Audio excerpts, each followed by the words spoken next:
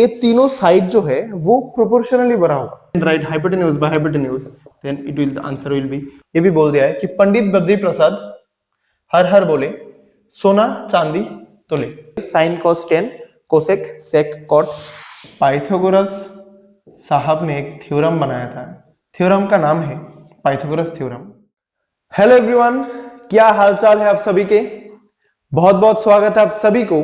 Welcome to my YouTube channel जिसका नाम है मैथ्स बाय जॉयदीप। और आज मैं क्लास 10th का बहुत ही एक प्यारा सा चैप्टर है ट्रिग्नोमेट्री, उसका जितना भी बेसिक कॉन्सेप्ट है इस चैप्टर को स्टार्ट करने से पहले जितना बेसिक कॉन्सेप्ट हमको जानना है वो सब कुछ मैं इस वीडियो में कवर करूंगा।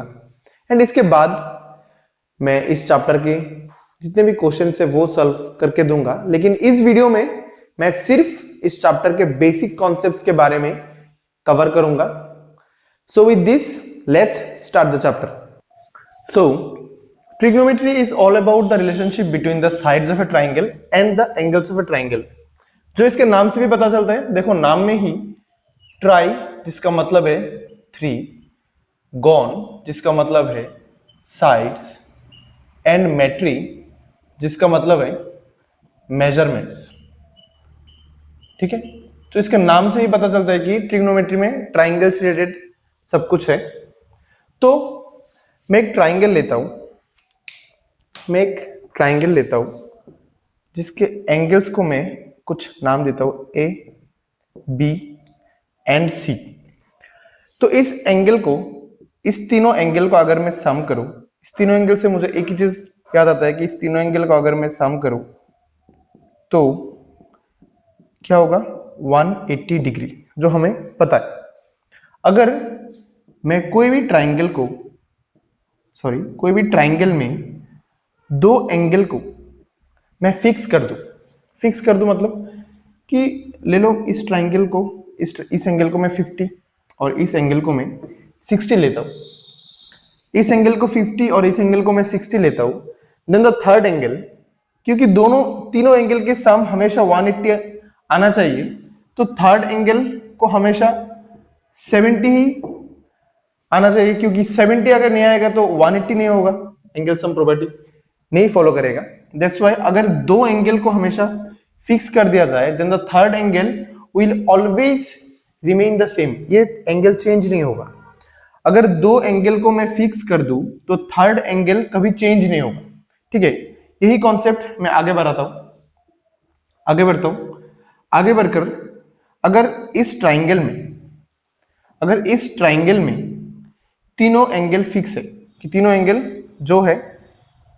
फिक्स है और इस ट्राइंगल के साइड्स का मेजरमेंट्स अगर ए, बी एंड सी है, अगर मैं कोई भी दोनों साइड का रेशियो में निकालूं, कोई भी दोनों साइड का अगर ए और सी का मैं रेशियो निकालूं जो एक्चुअली कांस्टेंट होता है, फिर इन दोनों साइड का मैं रेशियो निकाल कर फिर मैं इस ट्राइंगल को थोड़ा बड़ा कर दूं, बड़ा करने से मेरा ये तीनों साइड थोड़ा बड़ा हो जाएगा। लेकिन मैं इस तीनों एंगल को फिक्स रखूंगा, इस तीनों एंगल चेंज नहीं हो पाएगा, मतलब एंगल्स को हम लोग चेंज नहीं करेंगे, लेकिन ये ट्राइंगल को हम लोग थोड़ा बड़ा कर लेंगे। बड़ा करने के बाद भी हमेशा ये जो रेशियो है वो हमेशा सेम रहेगा। क्यों सेम रहेगा? क्योंकि ये एंगल को सेम रखने के लिए ये तीनों साइड जो है वो प्रोपोर्शनली बड़ा होने वाला है।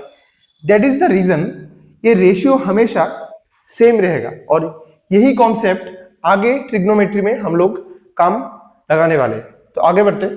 ट्रिग्नोमेट्री में हम लोग एक स्पेशल टाइप ऑफ ट्राइंगल का यूज करते हैं जिसका नाम है राइट एंगल ट्राइंगल, जिसमें एक एंगल 90 डिग्री जो फिक्स होता है।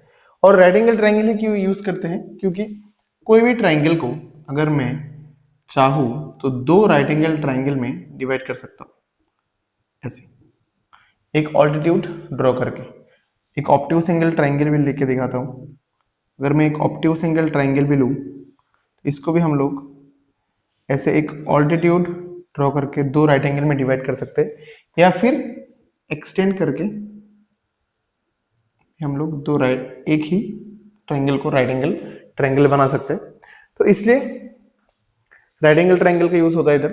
तो राइट एंगल ट्रायंगल में तीन चीजें होती है, राइट एंगल ट्रायंगल में तीन चीजें होती है। एक होता है हाइपोटेन्यूज, दूसरा होता है परपेंडिकुलर और तीसरा होता है बेस। हाइपोटेन्यूज,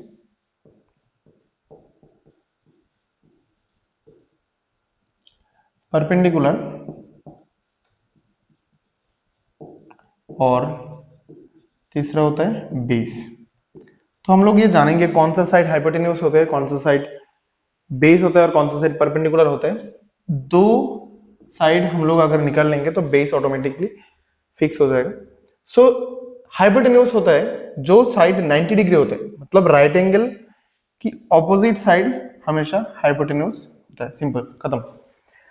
राइट एंगल का ऑपोजिट वाला साइड होगा हमेशा हाइपोटेन्यूज। एक ही चीज आपको याद रखना है, राइट एंगल का ऑपोजिट वाला साइड हाइपोटेन्यूज होता है। अभी परपेंडिकुलर और बेस डिपेंड करते हैं हम लोग कौन से एंगल को रेफरेंस एंगल लेंगे। रेफरेंस एंगल का मतलब है कि मैं कौन से एंगल से इस ट्राइंगल को देखूंगा। अगर सपोज इस एंगल्स को हम लोग रेफरेंस एंगल लेते हैं और इसको हम लोग एक थीटा लिख देते। थीटा क्यों? इस एंगल को एक नाम दे दिया हम लोग, जैसे कि अगर एज का कोई लीनियर इक्वेशन में हम लोग प्रॉब्लम्स करते हैं तो एज का कुछ होता है तो हम लोग एक्स लिख लेते हैं, मेरा कुछ नाम है तो नाम दे दिया इस एंगल को एक थीटा। और अगर इस एंगल को हम लोग ने एक नाम दे दिया थीटा और इस एंगल से हम लोग इस ट्रायंगल को देखेंगे, देन इस एंगल की ऑपोजिट वाला साइड होगा परपेंडिकुलर, इस एंगल के ऑपोजिट वाला साइड होगा परपेंडिकुलर और बेस कौन सा होगा अभी इस ट्रायंगल में, तो हम इजीली बता सकते हैं बाकी जो भी साइड बचा है वो होगा बेस और इसको हम लोग इस एंगल की एडजेसेंट साइड बोलते हैं, इस एंगल का एडजेसेंट साइड बोलते हैं। अभी अगर मैं दूसरा एक ट्रायंगल ड्रॉ करूं, और इसमें 90 डिग्री होगा ये and this one will be hypotenuse, और अगर मैं रेफरेंस एंगल इस एंगल को एक रेफरेंस एंगल लूं, देन हमारा परपेंडिकुलर चेंज होके हो जाएगा this one will be the perpendicular and this one will be the base. तो इतना इंपॉर्टेंट है रेफरेंस एंगल, कौन से एंगल से हम लोग देख रहे हैं वो इंपॉर्टेंट है, क्योंकि इस एंगल पे डिपेंड करता है परपेंडिकुलर कौन सा साइड होगा और बेस कौन सा साइड होने वाला है। सो सिंपल ट्रिक, 90 डिग्री के ऑपोजिट वाला साइड होगा हाइपोटेन्यूज और जो रेफरेंस एंगल लेंगे उसके ऑपोजिट वाला साइड होगा परपेंडिकुलर और एडजेसेंट साइड होगा बेस। एडजेसेंट साइड कौन सा होता है? एडजेसेंट साइड होता है एकदम साथ वाला साइड, तो इतना जानने की जरूरत नहीं। सिंपल हमको हाइपोटेन्यूज एंड परपेंडिकुलर याद रखना है, बेस तो ऑटोमेटिकली जो बाकी है वही बेस होगा। ठीक है, तो परपेंडिकुलर, हाइपोटेन्यूज और बेस को मिलाकर हमारे पास तीन साइड हो गया और इन तीनों साइड के रेशियो को ट्रिग्नोमेट्री में कुछ स्पेशल नाम दिया गया है। इस तीनों साइड्स के रेशियो को कुछ स्पेशल नाम दिया गया है। कैसे हम लोग तीनों साइड्स के रेशियो निकालेंगे कंपेयर करके? जैसे कि पहले परपेंडिकुलर को हाइपोटेन्यूज के साथ कंपेयर करते हैं, इसका एक रेशियो निकालते हैं। फिर बेस को हाइपोटेन्यूज के साथ कंपेयर करके एक रेशियो निकालते हैं। देन परपेंडिकुलर को बेस के साथ कंपेयर करके एक रेशियो निकाला गया है। सो परपेंडिकुलर को हाइपोटेन्यूज के साथ कंपेयर करके जो रेशियो निकाला गया है उस रेशियो का नाम दिया गया है साइन थीटा। थीटा क्यों? बिकॉज डिपेंड करता है इस थीटा पे कौन सा साइड परपेंडिकुलर होगा और कौन सा साइड बेस होगा, दैट्स व्हाई थीटा। और इसको शॉर्ट में हम लोग लिखते हैं साइन थीटा। फिर बेस अपॉन हाइपोटेन्यूज का जो रेशियो है उसका नाम दिया गया है कोसाइन थीटा। कोसाइन थीटा, और इसको हम लोग शॉर्ट में बोलते हैं कॉस थीटा। ठीक है, और लास्ट में जो परपेंडिकुलर अपॉन बेस का जो रेशियो है उसका नाम दिया गया है टेंजेंट थीटा।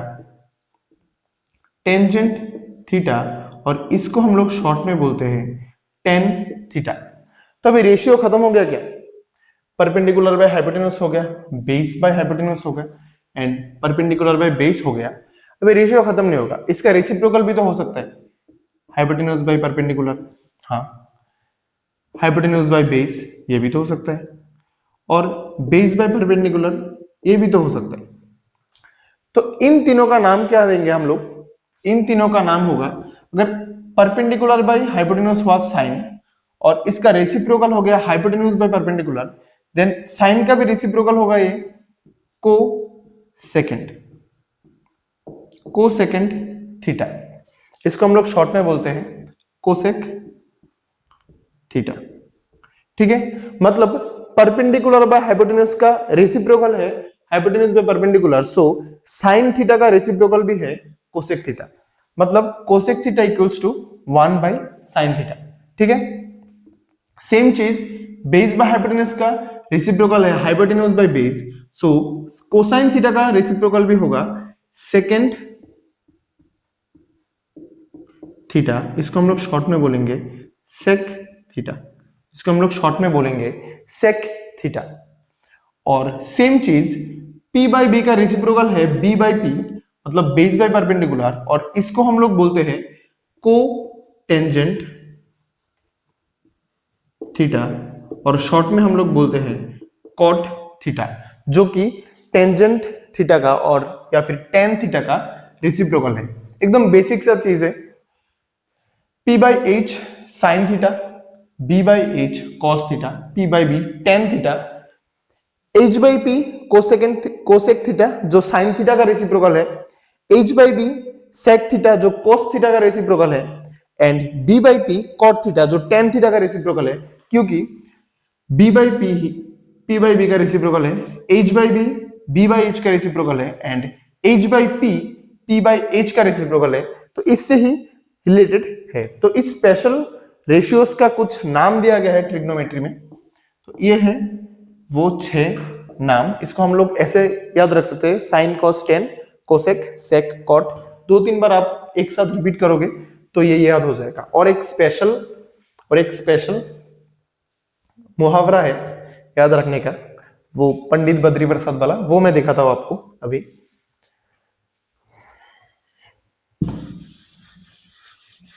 ऐसा एक टेबल बनाना है आपको, इसमें हम लोग परपेंडिकुलर का p, हाइपोटेन्यूज का h, फिर से परपेंडिकुलर का p, सॉरी बेस का b, हाइपोटेन्यूज का h, एंड परपेंडिकुलर का p और बेस का p ऐसे लिखेंगे जैसे हम लोगों ने लिखा था पहले रेशियो लिखते समय कि साइन थीटा कौन सा होता है। सो इससे हम लोग मुहावरा बनाते हैं कि एक जो पंडित है, इसका नाम है Badri Prasad, Pandit Badri Prasad,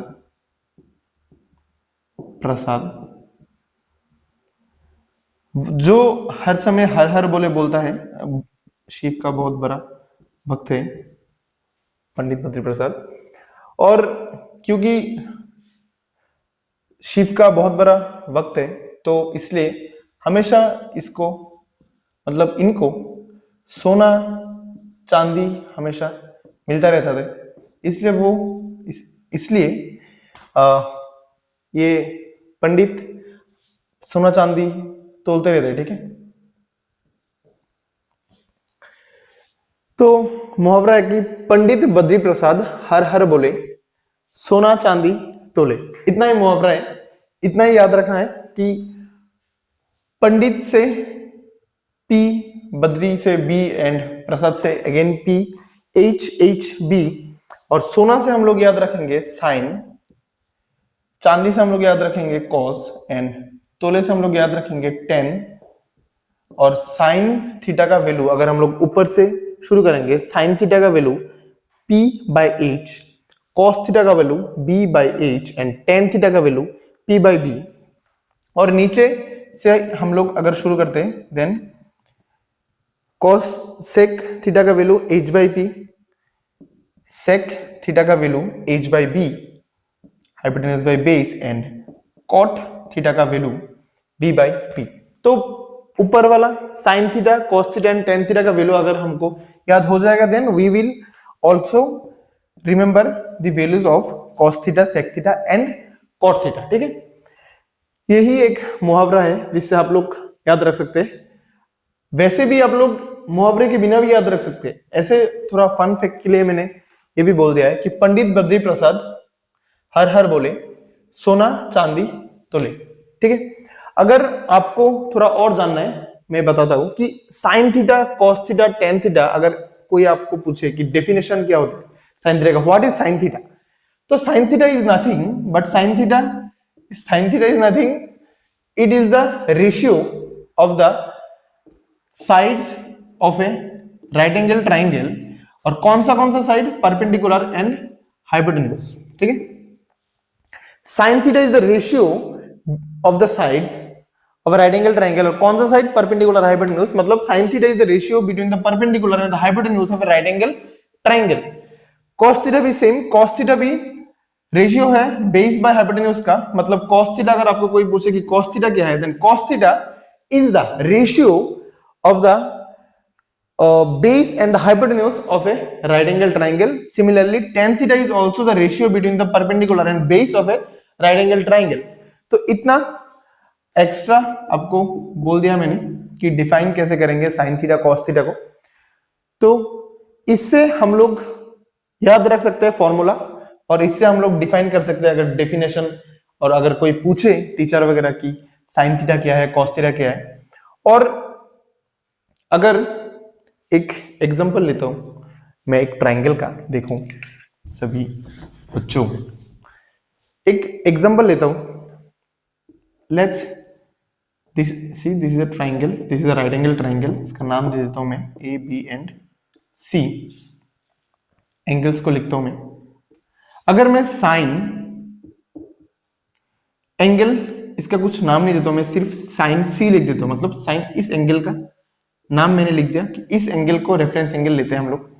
then obviously hypotenuse होगा ये, इसको हम लोग अगर रेफरेंस एंगल लेंगे तो परपेंडिकुलर होगा ये एंड बेस होगा ये। हाइपोटेन्यूज फिक्स है इसलिए मैंने हाइपोटेन्यूज लिख दिया, एंड ये दोनों फिक्स नहीं है इसलिए मैंने अभी तक लिखा नहीं। एंड साइन ए हमको निकालना है, साइन सी निकालना है पहले, साइन ए निकालना है। दोनों का वैल्यू क्या होगा, दोनों का रेशियो कैसे डिफरेंट होगा वो देखते हैं। ठीक है, तो साइन सी हो या साइन ए हो, हाइपोटेन्यूज हमेशा हाइपोटेन्यूज सेम ही रहेगा, देन इसलिए नीचे होगा AC। अभी अगर साइन सी हो तो इसको हम लोग रेफरेंस एंगल लेंगे। इसको हम लोग रेफरेंस एंगल अगर लेंगे, the perpendicular will be the opposite side of this angle. तो परपेंडिकुलर कौन सा साइड होगा, AB। ठीक है, अभी अगर रेफरेंस एंगल इसको लेंगे साइन ए, रेफरेंस एंगल अगर हम इसको लेंगे, then which side will be the perpendicular, it's the opposite side of the reference angle and it will be BC by A, AC, BC by AC। तो समझ में आया कैसे रेफरेंस एंगल चेंज होते ही हमारा ट्रिग्नोमेट्रिक रेशियो चेंज हो रहा है। ठीक है, तो this is the basic thing, आपको ये जानना है। देन इसके बाद हम लोग trigonometric ratios for some particular angles जब जानेंगे, तब इसका थोड़ा रिलेशन मैं समझा दूंगा आपको। ठीक है, चलते हैं नेक्स्ट पार्ट में। This is the table for trigonometric ratios for some specific angles, जो है 0, 30, 45, 60 एंड 90। अगर एक राइट एंगल ट्राइंगल में एक रेफरेंस एंगल 0 डिग्री होता है, 30 डिग्री होता है, 45 डिग्री होता है, तो साइड्स का रेशियो क्या होगा वो हम लोग कुछ मिनट्स में इस टेबल को कंप्लीट करेंगे, देखेंगे कैसे निकलता है वो सभी वैल्यूज। सो स्टार्ट करते हैं। फर्स्ट रो पहले निकालेंगे और these are the values of the theta. तो फर्स्ट रो कैसे निकालते हैं, देखो 5 फ्रैक्शंस हम लोग लिखेंगे, 0/4, 1/4, 2/4, 3/4 एंड 4/4। और इन सभी फ्रैक्शंस को हम लोग स्क्वायर रूट करेंगे। स्क्वायर रूट करने के बाद जो आंसर आएगा वही होगा इन सब का वैल्यूज। तो स्क्वायर रूट करते हैं, 0/4 का आंसर होता है 0, तो 0 का स्क्वायर रूट होगा 0। 1/4 का स्क्वायर रूट होता है 1/4, 2 half, this one will be cancel out 1/2, तो आंसर आएगा 1/√2 एंड √3/4 का होता है √3/2 क्योंकि √4 का आंसर होता है 2 and this one will cancel out, answer होगा 1 एंड 1 का स्क्वायर रूट होता है 1। तो आंसर क्या है 0, हाफ, 1/√2, √3/2 एंड 1। अभी इस वैल्यूज के सीक्वेंस को उल्टा करके cos थीटा में लिख देंगे, जैसे कि 1 then √3/2 then 1/√2 then half then 0। अभी tan थीटा में क्या करेंगे, tan थीटा होता है sin theta by cos theta. tan theta क्या होता है sin theta by cos theta, तो sin theta by cos theta अगर हम लोग करेंगे जो वैल्यू होगा वही होगा tan थीटा का वैल्यू। तो 0/1, 0 डिग्री में sin 0 degree by cos 0 degree होता है tan 0 डिग्री का वैल्यू, 0/1 आंसर होता है 0। हाफ बाय √3/2 क्या होता है हाफ डिवाइडेड बाय √3/2, तो 2 कैंसल आउट 1/√2 √3 और इसमें 1/√2 दोनों ही कैंसिल आउट हो जाएगा, आंसर हो जाएगा 1।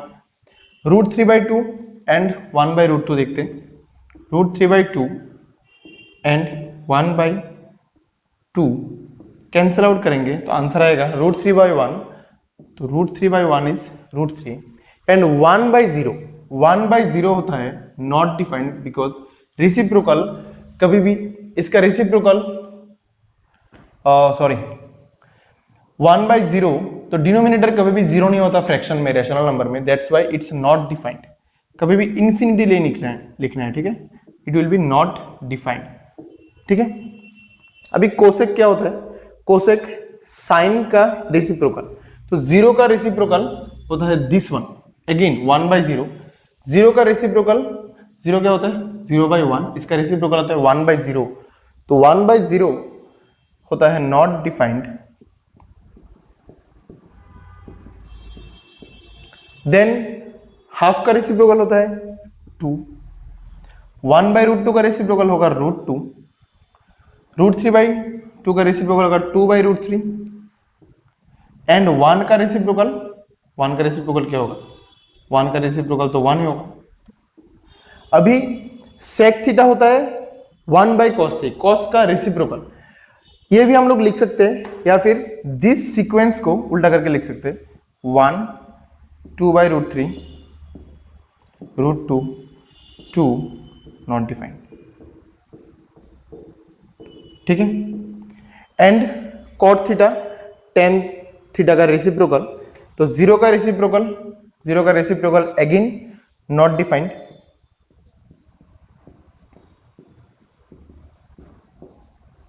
(1/√3 का रेसिप्रोकल क्या होता है √3, 1 का रेसिप्रोकल ऑब्वियसली 1 होगा, √3 का रेसिप्रोकल 1/√3 एंड नॉट डिफाइंड का रेसिप्रोकल, जैसे कि 0/1 क्या होता है नॉट डिफाइंड, सॉरी 0/1 क्या होता है 0 और इसका रेसिप्रोकल हो जाता है 1/0, तो 1/0 अगर नॉट डिफाइंड है तो इसका रेसिप्रोकल क्या होगा 0/1, आंसर क्या होगा 0। तो ये रहा हमारा पूरा टेबल, इसमें कुछ स्पेसिफिक वैल्यूज है जो हम लोग टेबल्स के बिना भी याद रख सकते हैं, जैसे कि sin 0, cos 0, tan 45। देखो अगर मैं एक राइट एंगल ट्राइंगल लूं, ठीक है, इस राइट एंगल ट्राइंगल में ये है हमारा थीटा, ये है हमारा 90 डिग्री और ये होगा हाइपोटेन्यूज, परपेंडिकुलर एंड बेस। अगर मैं sin 0 डिग्री लूं, मतलब ये थीटा जो है थीटा हो जाएगा 0 डिग्री, मतलब ये जो एंगल है वो 0 हो जाएगा, एकदम क्लोज हो जाएगा, तो परपेंडिकुलर तो नहीं रहेगा, हाइपोटेन्यूज एंड बेस सेम हो जाएगा, हाइपोटेन्यूज ये साइड इसके ऊपर आ जाएगा, हाइपोटेन्यूज एंड बेस सेम हो जाएगा, परपेंडिकुलर हो जाएगा 0। तो sin 0 डिग्री का मतलब होगा परपेंडिकुलर बाय बेस हाइपोटेन्यूज, जिसमें परपेंडिकुलर हो गया 0 तो हाइपोटेन्यूज जो भी हो आंसर आएगा 0, जिसमें हम लोग निकाल सकते हैं साइन 0 डिग्री का वैल्यू। कॉस 0 डिग्री का वैल्यू क्या होगा? कॉस 0 डिग्री का वैल्यू मैंने अभी बताया, हाइपोटेन्यूज और बेस सेम हो जाता है, हाइपोटेन्यूज और बेस सेम हो जाता है, ये दोनों सेम हो गया, then we can write hypotenuse by hypotenuse, then it will, the answer will be 1. We need not have to find anything.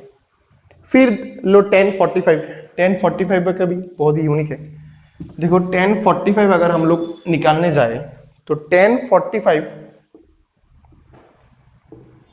Perpendicular hypotenuse perpendicular and base, sorry ये है right angle degree, right angle hypotenuse perpendicular and base.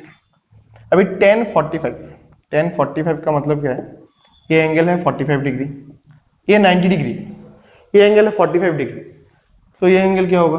ये भी तो 45 degree होगा ना, कि ये angle भी 45 डिग्री है, तो दोनों एंगल 45 डिग्री है, तो दोनों साइड क्या हो गया? इक्वल हो गया, मतलब परपेंडिकुलर इक्वल्स टू बेस। तो tan 45 जो भी है, tan थीटा का वैल्यू क्या है? tan थीटा कैसे निकलता है? परपेंडिकुलर बाय बेस, ये दोनों इक्वल है, तो बेस बाय बेस भी हम लोग लिख सकते हैं, परपेंडिकुलर और परपेंडिकुलर भी लिख सकते हैं, cancel out, answer will B 1, see the answer is 1। तो ऐसे हम लोग इस टेबल को पूरा याद रख सकते हैं। अभी इसके बाद हम लोग कैसे साइन 3 आइडेंटिटीज है वो हम लोग डिराइव करते हैं, देखिए चलते वो करते हैं। अभी लास्ट में ट्रिग्नोमेट्री में 3 आइडेंटिटीज होते हैं, तो 3 आइडेंटिटीज को हम लोग बनाएंगे, सीखेंगे, बनाएंगे 3 आइडेंटिटीज को हम लोग 3 आइडेंटिटीज को अभी बनाएंगे। तो इसके लिए मुझे एक राइट एंगल ट्राइंगल चाहिए, इसको हम लोग नाम दे देते ए बी एंड सी। इसका रेफरेंस एंगल हम थीटा लेते, इस एंगल को हम लोग रेफरेंस एंगल लेते, तो हाइपोटेन्यूज हो गया ये, इसके ऑपोजिट वाला साइड हो गया परपेंडिकुलर, एंड बेस हो गया, ठीक है, बेस को हम लोग स्मॉल लेटर लिखते, वरना एक लगेगा देखने में, हाइपोटेन्यूज का भी हम लोग स्मॉल लेटर लिखते, ठीक है। तो ये हो गया परपेंडिकुलर, हाइपोटेन्यूज एंड बेस। तो अभी राइट एंगल ट्राइंगल में एक पाइथागोरस साहब थे, पाइथागोरस साहब ने एक फॉर्मूला बनाया था, पाइथागोरस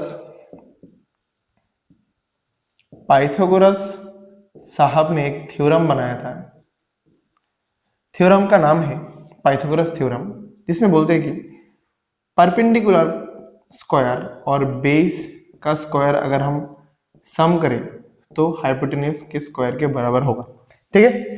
परपेंडिकुलर स्क्वायर और बेस स्क्वायर का हम अगर सम करें तो हाइपोटेन्यूज स्क्वायर के बराबर होगा। तो हम लोग 3 आइडेंटिटीज है, 3 बार इस फॉर्मूले को लिखते हैं, 3 बार फॉर्मूला लिखते हैं, ठीक है। देखो ए बी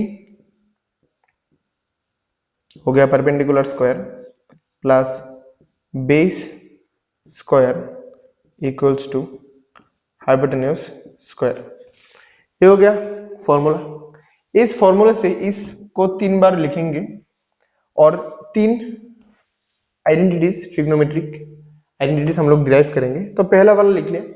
अभी इसको इस पाइथागोरस थ्योरम के फॉर्मूले से जो मैंने बनाया है, परपेंडिकुलर जो है ए बी, बेस जो है बीसी एंड एसी हाइपोटेन्यूज, इनका स्क्वायर हम लोगों ने कर दिया। अभी इस फॉर्मूले में अगर मैं हाइपोटेन्यूज के स्क्वायर से डिवाइड कर दूं बोथ साइड्स को, बोथ साइड इक्वेशन के बोथ साइड्स को अगर मैं एसी स्क्वायर से डिवाइड कर दूं, हाइपोटेन्यूज स्क्वायर से डिवाइड कर दूं, तो आंसर क्या होगा? आंसर होगा ये कट जाएगा, सेम है, कट जाएगा, आंसर इसमें होगा 1। BC by AC, BC square by AC square, तो BC बाई AC क्या होता है? BC होता है, BC हो गया बेस, AC हो गया hypotenuse, base by hypotenuse, base by hypotenuse क्या होता है? कॉस थीटा, ठीक है, कॉस थीटा। अभी स्क्वायर है ना, ये होल स्क्वायर हो गया ना, ये भी स्क्वायर है, ये भी स्क्वायर, तो हम होल स्क्वायर लिख सकते हैं। तो बेस बाय हाइपोटेन्यूज हो गया कॉस, और होल स्क्वायर है इसलिए cos square theta, plus AB by AC क्या होता है? परपेंडिकुलर बाय हाइपोटेन्यूज क्या होता है? साइन, सेम साइन और स्क्वायर होल स्क्वायर है इसलिए साइन स्क्वायर थीटा। तो sine square theta plus cos square theta equals to 1, एक फॉर्मूला तो हम लोगों ने डिराइव कर लिया। दूसरा देखते हैं, सेम चीज लिखते हैं, A B square plus B C square equals to A C square. अभी एसी से मैंने डिवाइड दे दिया, अभी इन दोनों साइड से कोई भी एक साइड ले लो। बीसी स्क्वायर से हम लोग डिवाइड देते देखते हैं, बीसी स्क्वायर से हम लोग डिवाइड देके देखते क्या लिखा होता है, बीसी स्क्वायर से डिवाइड देते हैं, ठीक। बीसी बीसी कट जाएगा, ये हो जाएगा 1, AB by BC, AB by BC, perpendicular by base, we know tan theta, ठीक है, स्क्वायर है दोनों में, होल स्क्वायर होगा इसलिए tan square theta. AC by BC, AC by BC, H by B, B by H क्या हुआ था, cos थीटा, तो H बाई B इसका रेसिप्रोकल क्या है, sec theta, sec theta square whole square है इसलिए होल स्क्वायर लिख दिया, ठीक है। लास्ट में सेम लिखते हैं, A B square plus B C square equals to A C square. कौन सा साइड बाकी है, ए बी साइड बाकी है, A B side A B square से हम लोग इसको डिवाइड दे देते हैं, ए बी स्क्वायर से हम लोग इसको डिवाइड दे देते हैं, ठीक है। पेन का इंक शायद खत्म हो गया। ए सी स्क्वायर से हम लोग अगर डिवाइड देते हैं तो सॉरी ए बी स्क्वायर से हम लोग अगर डिवाइड देते हैं तो ये कट जाएगा, ये हो जाएगा 1 plus B C by A B, B C by A B, B C by A B, B by P, P by B क्या होता है, परपेंडिकुलर बाई बेस होता है, tan थीटा, तो बेस बाई परपेंडिकुलर क्या होगा, cot थीटा, ठीक, तो cot स्क्वायर थीटा लिख सकते हैं equals to A C by A B, A C by A B, H by P, P by H क्या हुआ था, साइन थीटा, तो एच बाई पी क्या होगा, कोसेक थीटा होल स्क्वायर। तो तीनों फॉर्मूला को हम लोगों ने इधर डिराइव कर लिया है।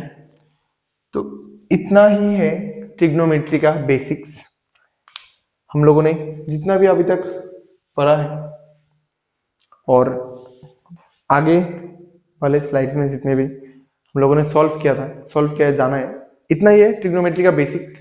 सो आज हम लोगों ने पहले तो ट्रिग्नोमेट्री के बारे में जाना, इसके बाद ट्रिग्नोमेट्रिक रेशियोज को हम लोगों ने समझा, इसके बाद trigonometric ratios for some specific angles को हम लोगों ने समझा, लास्ट में ट्रिग्नोमेट्रिक आइडेंटिटीज को कैसे डिराइव करते हैं वो हम लोगों ने सीखा, खुद से कैसे डिराइव करना है। So this was all you need to know before starting the chapter trigonometry. सब बेसिक्स हम लोगों ने इस वीडियो में कवर कर लिए और लास्ट में मैं इतना बताना चाहता हूँ कि होपफुली आपको वीडियो में और लेक्चर में मजा आया होगा, और इससे भी इंपॉर्टेंट कि आपको लेक्चर समझ में आया है, और अगर कुछ भी डाउट हो तो कमेंट सेक्शन में जरूर बताना। तो ठीक है, आज के लिए इतना ही, मिलते हैं आप लोगों के साथ अगले वीडियो में, अगले लेक्चर में। Till then see you, take care.